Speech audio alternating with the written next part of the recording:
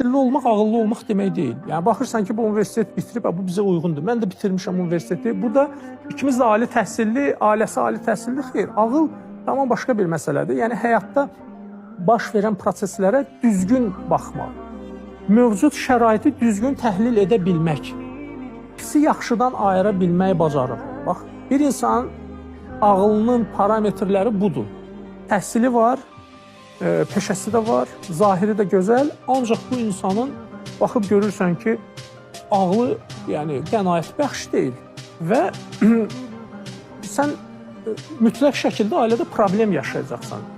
Bu insan övlad tərbiyəsində qeyri-adekvat yanaşacaq.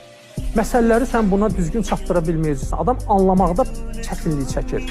Sən nə qədər çalışsan da, nə qədər bu insanı sevsən də, bunun əqli təhlillərində problem olduğuna görə sən ciddi problem yaşayacaqsan. Ona görə bu ağıl mövzusu da önəmli mövzudur. Buna diqqət eləmək lazımdır. İlk ünsiyyətdə də sən artıq bilirsən də bunun bu kriterisi uyğundur sənə yoxsa.